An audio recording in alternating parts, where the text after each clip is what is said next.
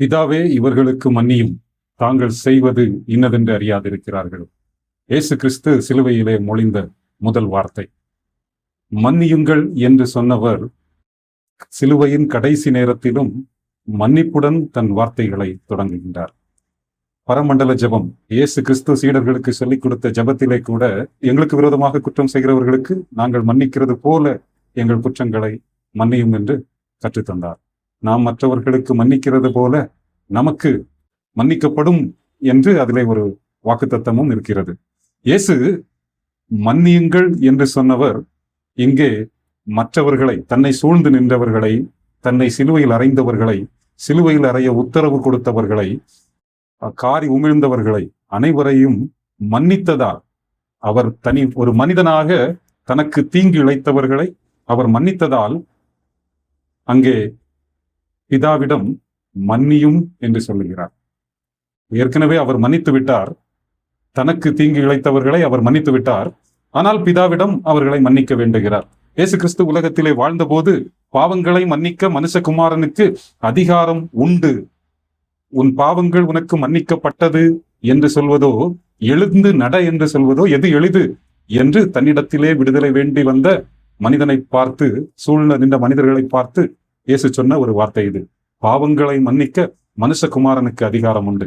இயேசு கிறிஸ்து, நீங்கள் என்னை சிலுவையில் அறைந்திருக்கிறீர்கள், காரி உமிழ்ந்தீர்கள், எனக்கு விரோதமாக பல தீங்குகள் செய்திருக்கிறீர்கள், உங்களை நான் மன்னித்து விடுகிறேன் என்று ஓப்பனாக, அதாவது டைரக்ட் ஸ்டேட்மெண்டாக அதை சொல்லி இருக்கலாம்.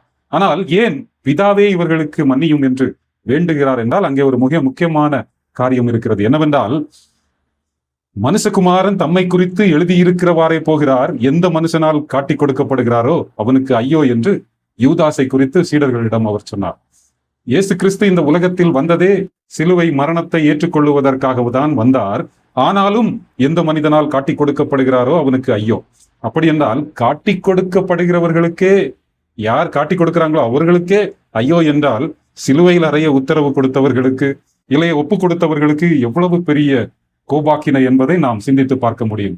எனவே ஆண்டவருடைய ஃபாதர், ஹெவன்லி ஃபாதர் எவ்வளவு கோபத்தோடு இந்த மக்கள் மீது செயல்படுவார் என்பது இங்கே தெளிவாகிறது. எனவேதான் இயேசு கிறிஸ்து பிதாவிடம் சொல்கிறார், பிதாவே இவர்களுக்கு மன்னியும்.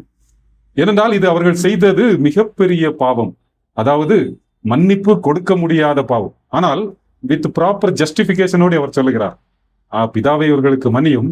ஏன் மன்னிக்க வேண்டும் என்றால், தாங்கள் செய்கிறது இன்னதென்று அறியாதிருக்கிறார்களே, அவர்கள் என்ன செய்கிறோம் என்று அறியாமல் செய்கிறார்கள்.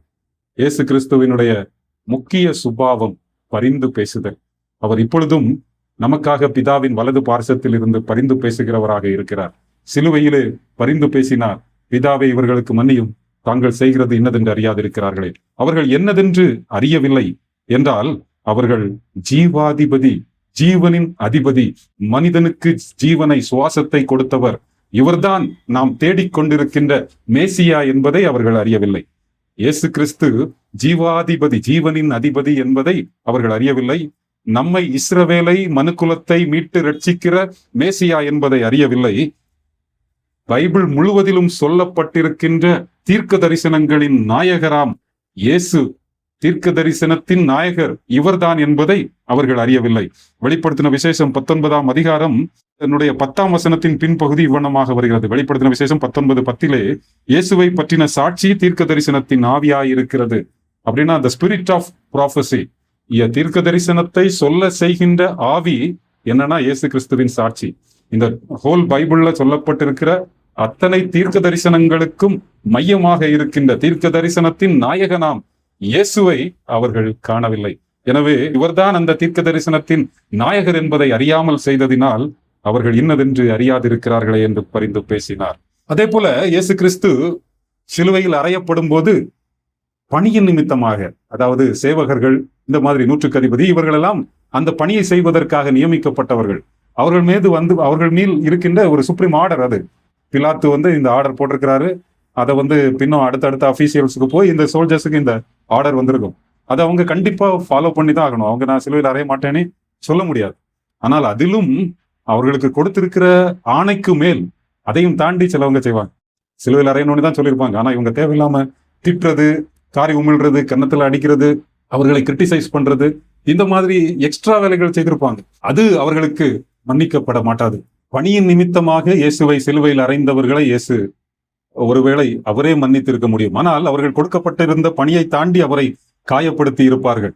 அங்கேயும் அவர்கள், இவர் மேசியா, எனக்குள் இருக்கிற ஜீவன், இவர் நினைத்தால் என்னுடைய உயிரை என்ன செய்திடும், பறந்து போய்விடும், நானே ஒரு செகண்ட்ல காணாம போயிடுவேன், அவ்வளவு வல்லமையானவர், அவர்தான் ஜீவனின் அதிபதி என்பதை அறியாமல் சிலுவையில் அறைகிறார்கள்.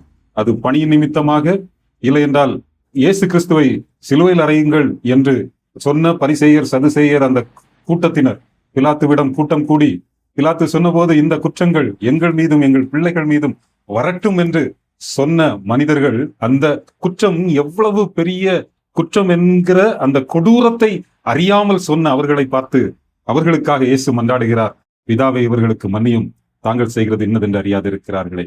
இது நம்முடைய வாழ்க்கையிலே ஆண்டவர் நாம் பின்பற்ற நமக்கு மாதிரியை வைத்து சென்றிருக்கிறார். என்ன மாதிரி?